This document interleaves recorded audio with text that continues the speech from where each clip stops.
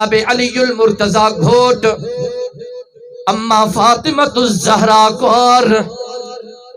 घोट बे वडे शान वारो कुंवर बे वडे मान वारी घोट बे वडे इज्जत वारो कुंवर बे वडे मर्तबे वारी ओ बाजी खान चांडे वारा वो अम्मा फातिमतुज़ ज़हरा जेका अम्मा फातिमतुज़ ज़हरा अम्मा खदीजतुल कुबरा रज़ी अल्लाहु ताला अन्हा जी न्याणी ही वो अम्मा खदीजतुल कुबरा जे सब खां पहिरियां औरतुनि में मुझे साईं जे मथा कलमो पढ़ियो हो वो अम्मा खदीजतुल कुबरा जने मुझे साईं जे मथा कुरान जी पहिरी वही आई इक़रा बिस्मि रब्बिकल लज़ी खलक खलकल इंसान मिन अलक इक़रा व रब्बुकल अकरम अल्लज़ी अल्लम बिल कलम अल्लमल इंसान मा लम यअलम मुझो साईं गारे हिरा खां निकरी आयो जबल ता लही आयो अम्मा खदीजा जे घर आयो अल्लाहु अकबर मुझे साईं फरमायो ज़म्मिलूनी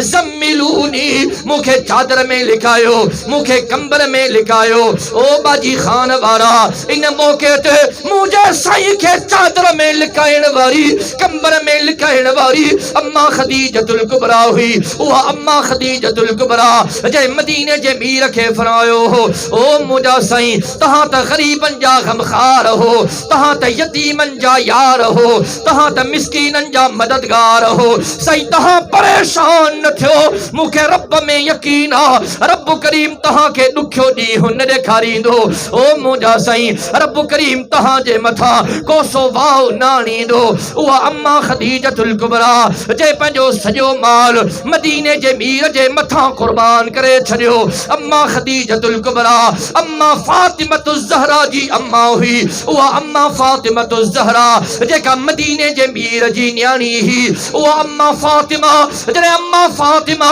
बिनी जहानन जे सरदार जे खिदमत में ईंदी ही मुझो साईं उठी बीही करे पंहिंजी प्यारी न्याणी अम्मा फातिमा जो इस्तकबाल कंदो हो उहा अम्मा फातिमतुज़ ज़हरा जजले मदीने जे मीर फरमायो हो फातिमतु बिज़ातुम मिन्नी फातिमतु बिज़अतुम मिन्नी ओ दुनिया वारो फातिमा मां मुहम्मद करीम जे जिगर जो टुकड़ो थव जनाब अलीयुल मुर्तज़ा बिशान वारो अम्मा फातिमतुज़ ज़हरा बिशान वारी रिश्तो तय थी वियो अब तवज्जो है जागो था निंड पिया हो जागो था न रिश्तो तय थी वियो किताबन में चे तो असर जे नमाज जो वक्त हो मुझे साईं पंहिंजे प्यारे सहाबी हजरत अनस रज़ी अल्लाह ताला अन्हु के फरमायो अनस वञ मां मुहम्मद करीम जे गुलाम अबू बकर सिद्दीक के वठिया साईं बियो के वठी चा बियो उमर फारूक के वठिया साईं बियो के वठी चा मदीने जे मीर फरमायो हजरत तलहा के वठिया साईं बियो के वठी चा हुजूर फरमायो हजरत जुबैर के वठिया साईं बियो के वठी चा मुझे साईं फरमायो बटे अंसारी सहाबा बि वठिया अबू बकर वठिया उमर वठिया तलहा वठिया जुबैर वठिया बटे अंसारी सहाबा वठिया साईं खैर ता है मदीने जे मीर फरमायो अज मां मुहम्मद करीम जी न्याणी फातिमा जो निकाह हुआ दादा जो सुभान अल्लाह हजरत अनस वयो इन्हनि सहाबा के वठी आयो मुझे साईं जे हुक्म थे मदीने जे मीर जे खिदमत में आया मुझे साईं फरमायो मां पंहिंजी न्याणी फातिमा जो रिश्तो पंहिंजे सोट अलीयुल मुर्तज़ा सां कयो आहे मां मुहम्मद करीम निकाह थो पढ़ा अल्लाह इन रिश्ते के मुबारक कंदो मुझे साईं गवाह बढ़ाए करे इन निकाह पढ़ियो निकाह थी वियो मारे तवज्जो कजाए हाणे निकाह थी वियो अली जी शादी थी ॿियो ॾींहुं थियो जनाबे अलीयुल मुर्तज़ा मदीने जी बाज़ार वियो अब तवज्जो आहे मदीने जी बाजार वियो जनाब अलीयुल मुर्तज़ा मदीने जी बाजार मां 3.5 किलो जूअर जो अटो वरतो 3.5 किलो वठी आयो अम्मा फातिमा के चई हिन अटे मां मानियूं तैयार कर